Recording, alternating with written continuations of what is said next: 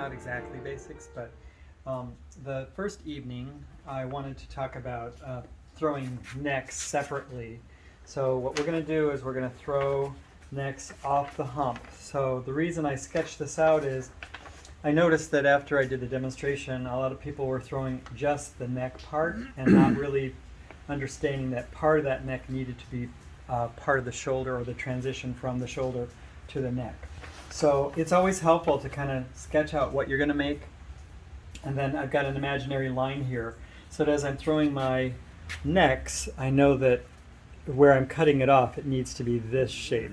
I noticed a lot of people were cutting the necks off right up here, and so that means that if you're throwing the body, you have to really throw it almost closed in order for it to have that nice transition. So just keep that in mind, that when you're throwing these off the hump, first draw the shape and then decide where you want to terminate that, and then you have to throw a neck off the hump that is this exact shape. All right, so that kind of helps to sketch things out before you go. So now, that being said, I did mention that I like to pat to center, so I've thrown the piece down, and now I'm going to just pat the ball of clay to try to do the preliminary centering.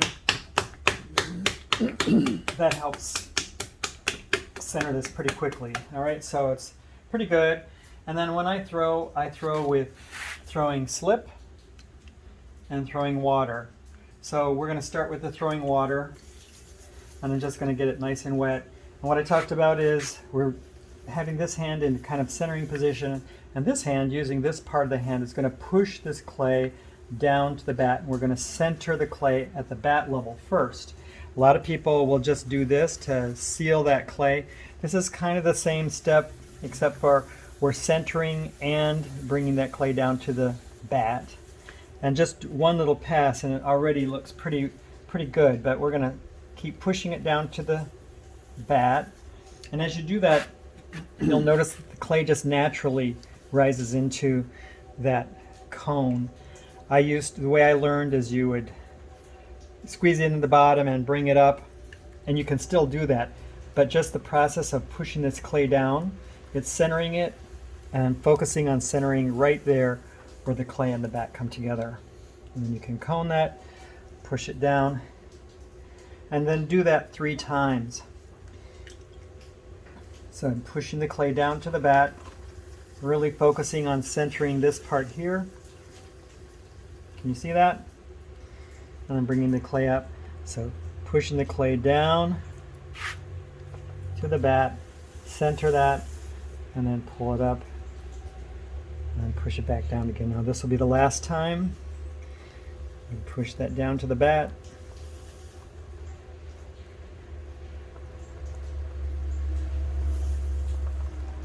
Cone it up. And you can really feel that this comes into center pretty easily when you do that. Okay, now I'm going to just put my hands into centering position, and that is centering here and here. And I have my hand tilted just a little bit so that I get more of a mound. I see a lot of people doing this, and what usually happens is you get this depression in the center and you get this out here, but once you're really kind of centering that edge and bringing it into a mound. All right, so once you think you have it centered, I always like to take my finger over the side right down to the bat. And people think I'm scraping off clay. I am kind of scraping off the slippy stuff on the outside, but it really is mainly for the purpose of testing to see if this is centered. Once you're centered there, I forgot, we're actually throwing a neck first. So I'm going to bring this back taller, and I have 3 pounds of clay here.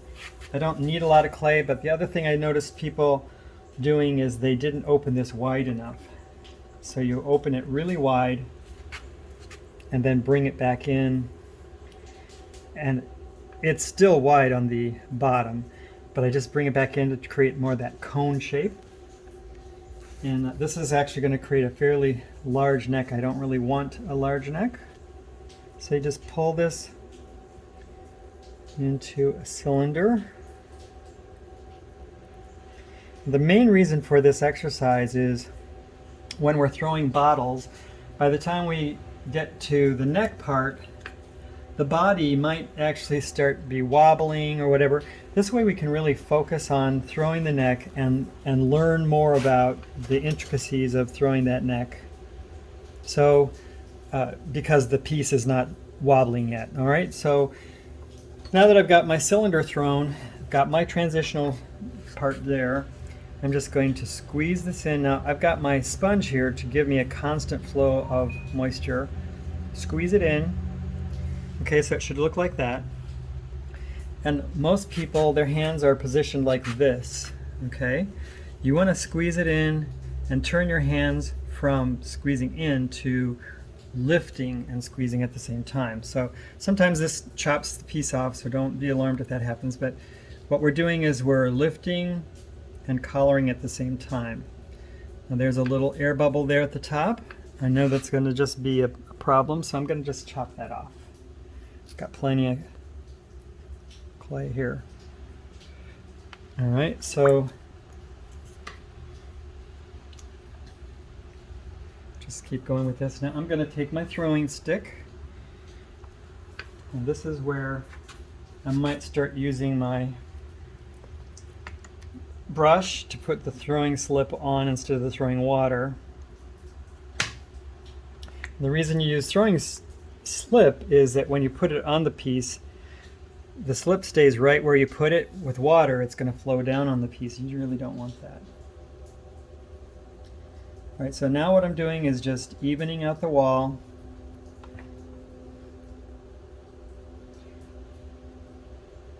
Oops. All right, now I've got it fairly even. Now at this point, if I wanted to have a unique top to the, if I wanted it flared or cup shape or whatever, you would do that first, and then you can come in here and finish the stem. So you squeeze it in. Oops. I do stabilize it with my index finger. Squeeze it in. And lift it. So I'm giving it just a little bit of shape there. Squeeze it in.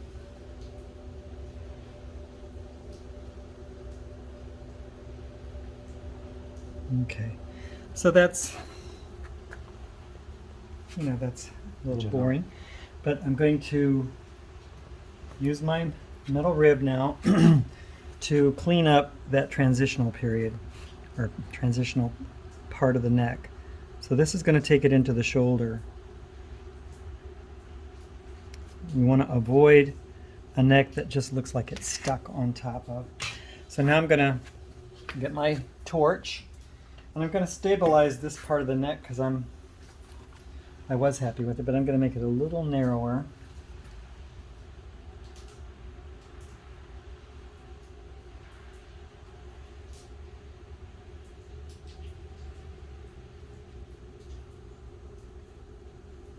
Okay. All right, that's better. And I'm going to stabilize this part, drying it, then I'll come back up and finish the top.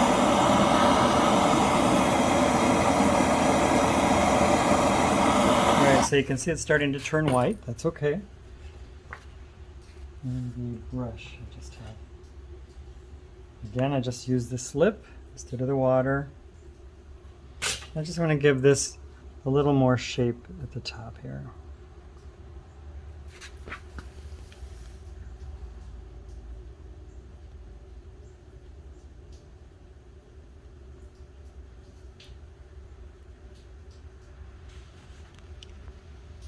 Now if I hadn't stabilized the bottom, I wouldn't be able to do that. So I like that. It's just a little different, not really dramatic, but a nice slight difference to that top part.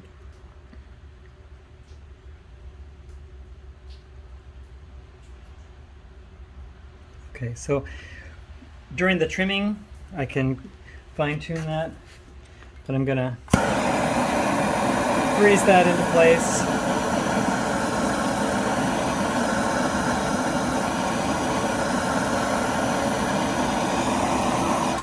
dry your hands. And then we're going to cut this off, trying to establish a 45-degree angle cut. And then while you're cutting it, you want to hold on to the piece here. You're going to cut until it falls down. Once it falls, take the needle out, and you should be able to just lift that right out. Now it looks really thick, but the process of pushing the needle down into the clay makes this look a little thicker than it is. When we get ready to put this together, we can cut some of that extra clay off. Now we're ready to throw the base or the bottom of the bottle. Just compress that back in, and I always like to recenter this clay. So do you usually throw a few necks so you have some to pick from? The exercise was to have a ball of clay and throw a whole bunch of necks. Yeah. So that's what we did. But if you're going to do this on a regular basis, it's good to just throw one neck. You should already kind of know what you're going for, and then throw the base for that. Okay, so we were talking about I changed my style of opening where, and I didn't do it this time, but normally I'll have my hand here and I'll open and push that opening up against my hand, so it already is squeezing up some clay from right here. You just want to make sure you compress the bottom. And then I do something that kind of recenters this clay once you've opened it. And I'm going to wrap my fingers around this rim, and then with this hand and the sponge I'm going to pinch the clay and bring it up, kind of making a cone shape. The main thing is I'm trying to really feel the clay and make sure that every inch of this is centered, preparing it for the first pull. I'm not trying to thin it, although I did pull some clay up. I'm trying to make it more uniform, so I pinched a lot down here and brought it up into the wall, and then I compressed the top. Okay, so that's centering the wall, is what we call that. I'm just going to put just a tiny bit of water on the inside and outside. Now I'm going to undercut this right here, and you can use a knuckle pull. See how that looks? I use a thumb pull. Some people use a finger pull. Whatever you're comfortable with. I use the thumb pull, so I'm going to put my thumb here, but notice the sponge is feeding water right before the thumb touches the clay. And so I'm going to pull that ring of clay right up to the rim. Now, when I use a thumb pull, oftentimes I'll get right about here and I'm really fighting it. Stop, collar, and then continue pulling. It'll probably do that with this next pull. So just make sure there's plenty of water on the inside. I undercut first. Now when I undercut, my hand is on the inside, keeping that clay from just getting pushed to the inside. I want to really undercut that, and what I'm doing is creating a little ledge so I can lift that clay up into the wall. So like I said, right about here, it starts doing something weird right there. So I will then collar it and then go back to where I left off and pull that clay back up into the wall.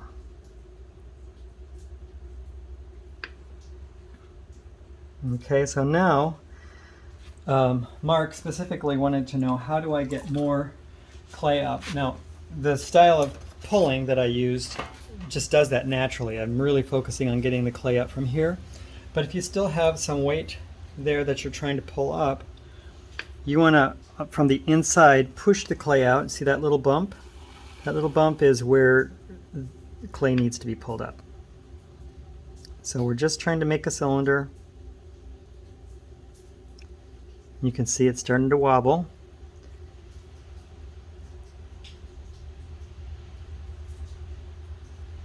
All right, so what that tells me is I need to compress the wall. So I use a square rib. I'm going to use it first, this corner. I'm going to peel off the extra clay, or what I call the apron at the bottom. And if you look at the inside, there's some water standing in there, but you can see there that it's a sharp corner. If you look inside and you see a really rounded corner on the inside, that means there's clay that needs to be pulled up from the bottom. So what I'm going to do is this first pass is just to compress the wall and stabilize the form, getting rid of as many throwing rings as possible. My hand on the inside is going to be flat, and I'm going to be flat against flat, and that's just to compress that wall. So I'm going to start way down here at the bottom, and my hand on the inside is totally flat. Now notice the rib on the outside is stationary, but the hand on the inside is moving. If you move the rib, usually what will happen, especially at this stage, is you get those rings. So you really want to just move the inside hand, compress that wall. When I get up to here, then I lift that edge away. I lift this corner away from the piece, and I continue. Main function here is just compressing the wall. All right, so now that I've got it compressed and I've got a little bit of form to it, I can go in there and take out all the extra water that's been building up. But I'm going to shape this by stretching instead of pulling it into form. So first I want to finish my compression.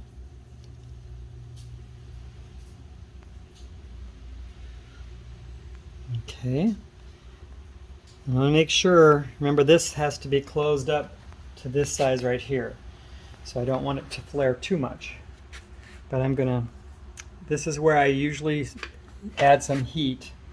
And so I'm going to go ahead and do that, but I'll add some hair dryer action to the bottom, and it just gently and gradually dries out the bottom. And then I can show you how I will use one of these ribs to go in and push the piece into shape. And the first night I really wanted people to really just focus on the cylinder, so we're not going to give it a lot of shape. Our focus is throwing the neck separately and then throwing an opening to receive that neck. And we also want to look at the line on the neck, so I know it has to come in pretty dramatically. So first I'm going to turn the hair dryer on. You won't be able to hear me, but you can watch.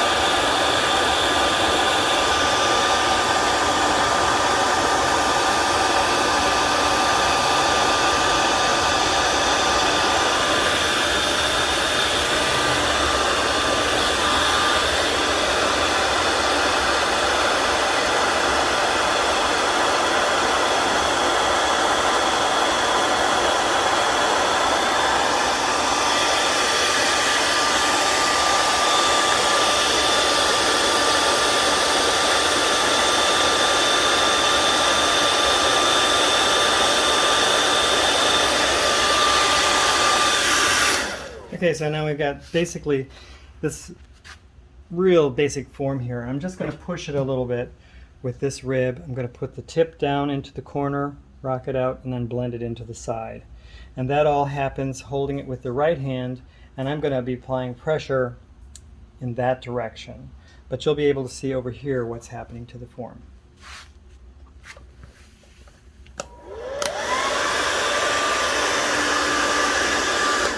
One last point.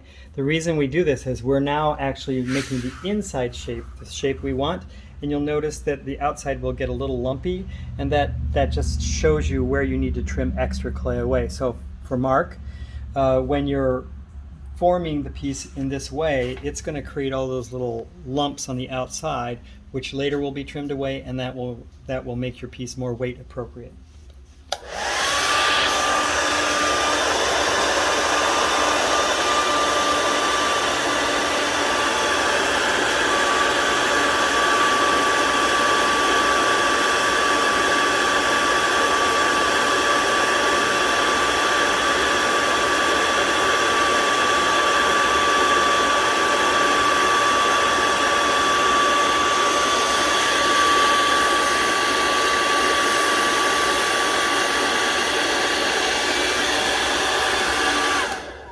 piece starts jumping around like that, all that really means is that your hand is dry, which my hand is dry, and the rim is dry, and you just need to put a little slip right there, and that'll keep your hand that from jumping around. And just make sure your hand is damp or wet.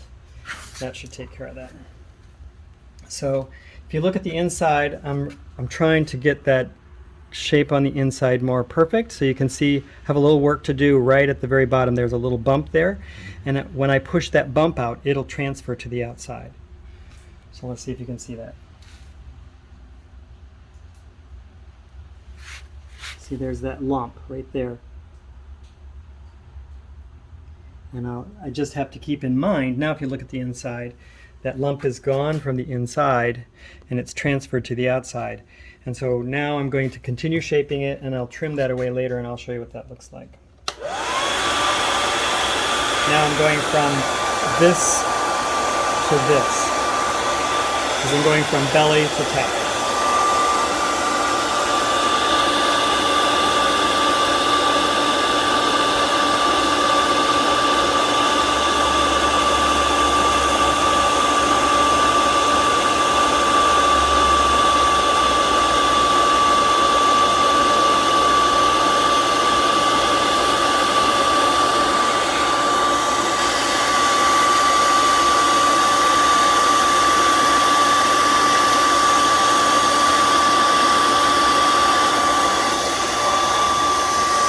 Okay, so now you can see this is really wide. We're going to try to determine how narrow this has to be. It has to be right about there. So I have to push that in. And what I was telling everybody is, instead of just trying to collar this, you want to first take the top, and I've got my finger here, and now the thumb is pushing the clay in, and the sponge is just lubricating the clay, and I'm pushing that top in, and I'm going to push it in until it's almost flat. Okay, so doing that, now when I try to collar this, it's going to collar easier. Just have to get that moist.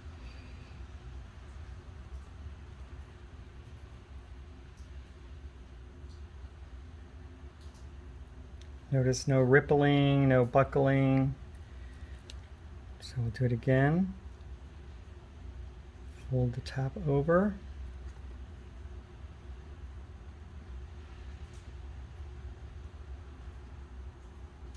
Now what we talked about in the class was sometimes you can just take your finger and establish the shape you want, and then we're just going to push this, instead of collaring it, we're just going to push it over the finger. So is the inside finger touching the clay on the inside? It's actually there, and I'm pushing the clay to the finger. Yeah, so the fingertip is touching.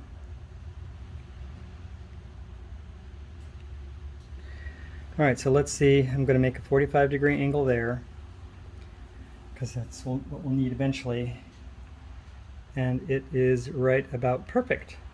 So now what we can do is we can try to thin this out and fine-tune the shape on the top. And this is where you can add a little, like, you know, there's just naturally a bump there. I'm going to take that bump out, but you could make that part of your design.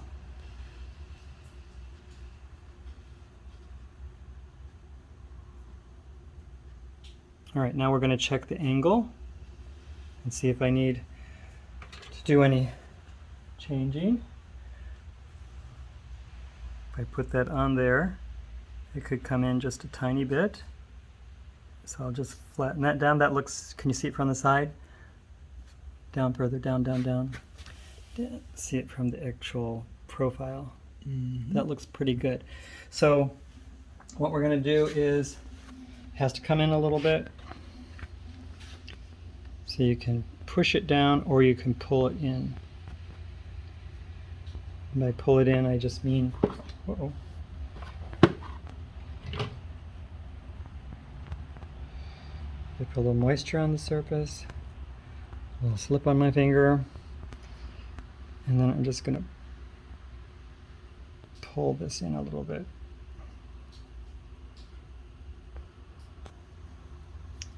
And the whole point of doing this is we've already thrown the neck. But at this point, if we were trying to throw the neck on top of this, it might be a little wobbly and it would be a little harder than throwing it. So you get the actual experience of throwing the neck without the clay going all over the place. And also this is good for learning how to put two pieces together. And the act of throwing a neck is very similar to throwing a spout, so it kind of sets you up for throwing teapots. Okay, so that looks good. So now what I'm going to do is check out this. That looks pretty good. Remember this bump down here, that's extra clay, so we're going to trim that away later. First we're going to dry this shoulder, and I want this shoulder to be dry to the point where it can withstand any kind of downward pressure. The reason we don't just stack a piece on top of another piece is gravity is going to push that shoulder down.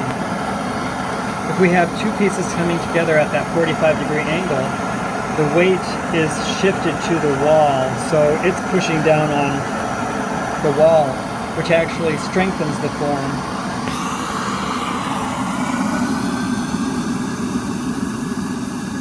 So I really want to dry this inside and out. I'm avoiding drying specifically right here on the edge. I want that to be a little wet. Anything here that might slump or change shape, I'm drying this pretty well now. Now the whole time I'd be doing this dryer would be going to really super dry that bottom. So I'm going to turn this back on so it continues to dry. But now all we have to do is score and slip and put these two pieces together. You can see that ridge I was telling you, it's not as thick as it appears. So we want to get rid of that extra clay. It's really not necessary, but it makes me feel better that I'm not putting a super thick piece on top.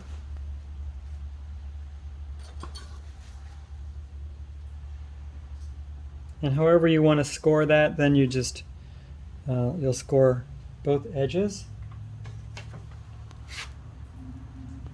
And when I'm scoring a leather hard piece, I always like to put a little slip on the surface that keeps crumbs from falling down, but this is freshly thrown, so it's nice and wet. It's not gonna crumble like it would if it were leather hard.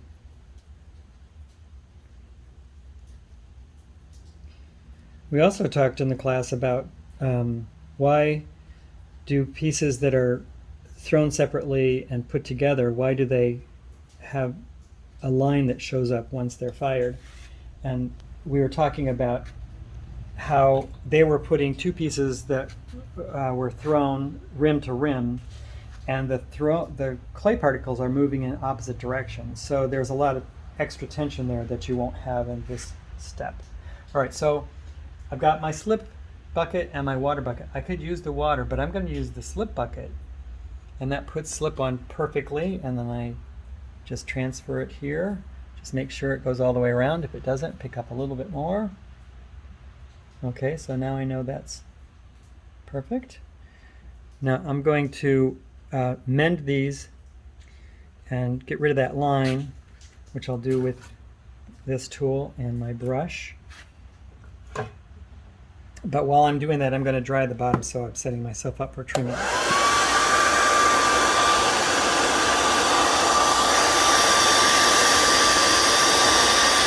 So you want to check to make sure the neck is good.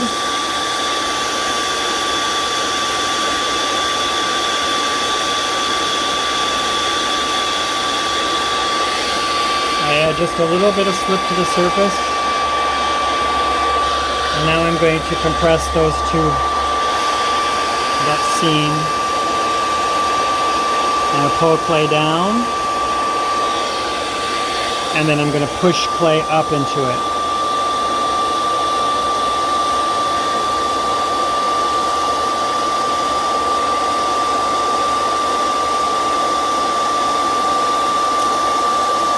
So you can still see where those two pieces came together. that'll go away during the trimming process.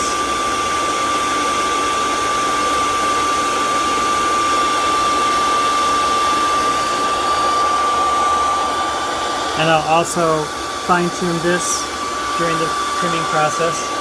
And also you can fine-tune the transition during the trimming process.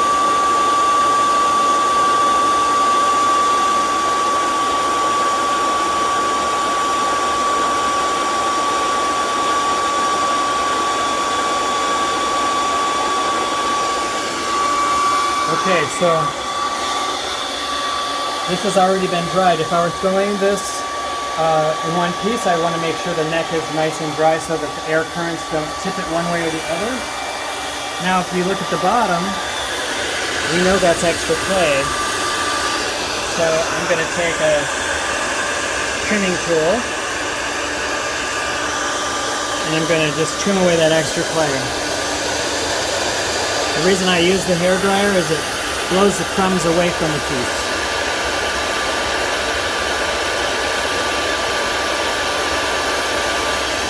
Alright, so you can see you're getting the actual form now.